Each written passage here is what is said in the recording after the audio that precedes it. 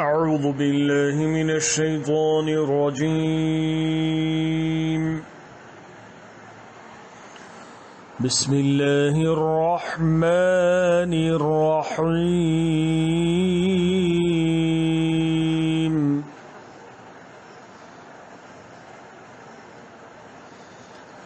وعسى أن تكرهوا شيئا وهو خير لكم وعسى أن تحبوا شيئا وهو شر لكم